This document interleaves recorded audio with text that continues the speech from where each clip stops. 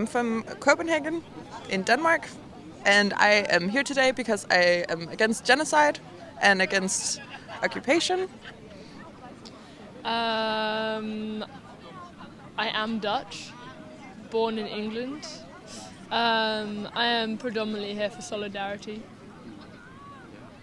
Thank you. So, what made you to participate in this demonstration?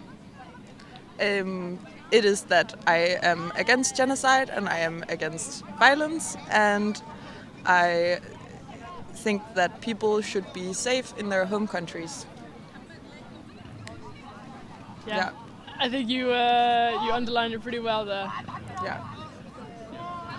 So, what kind of moments made you to participate? Okay, so I'm gonna join this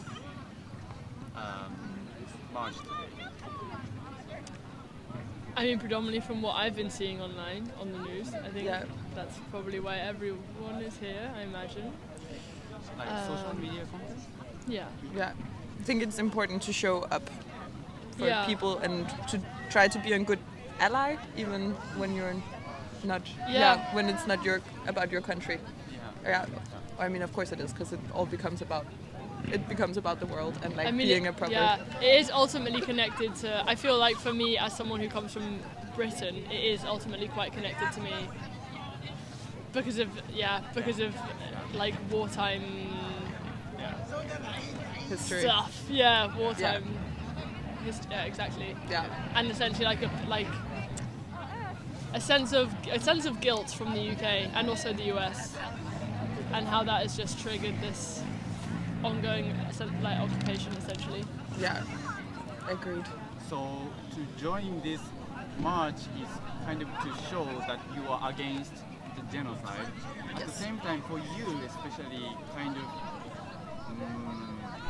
because of the history that UK has, and you,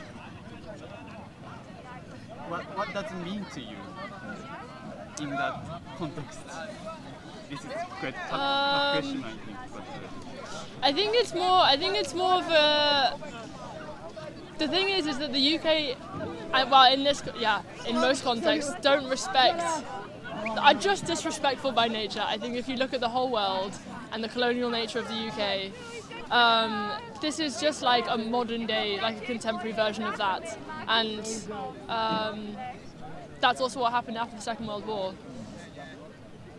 Yeah, they were just like, okay, where can we, they almost made like the home of the Jewish community in Argentina, for example. It was just kind of like, okay, where do we do this? How can we kind of like cover our backs? Or it was from a place of guilt essentially. That they could have also strategically like lessened the casualties of the Holocaust, but they didn't, because it didn't fit within their strategy, and because that they carry a sense of guilt, and and now we're here protesting against an occupation. Yeah. Thank you. And what do you hope in the end of this problem? Oof. I hope for peace, and I hope that people can have a country to go home to and that they don't have to flee. And essentially the hope is for peace, but it's such a complicated issue that I'm not educated enough to like make a proper guess to how that would go, but would want peace and justice also for people. Yeah. The civilians feel safe in their homes. Yeah. I think ultimately Definitely. that's it. No more weapons. Weapons suck. Weapons suck. Yeah. This is last question. So we are for example, like I'm going to tell this story to Japanese, which is far from Middle East. Yeah. And we are also living in the Netherlands, which is kind of a bit far away from the Middle East. Yeah. So even we have like physical distance. Yeah. So are there things that we can do for this problem?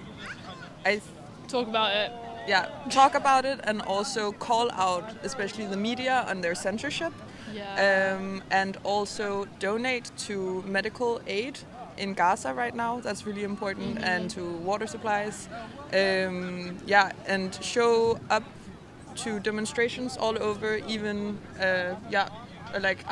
ask people how you can be a good ally also, I guess. Yeah, exactly. Yeah. But make sure when you're donating to do your research. I think in general, just do your research. Do your research. Yeah. Thank you. Thank you so much. Thank you. Arigato. ありがとう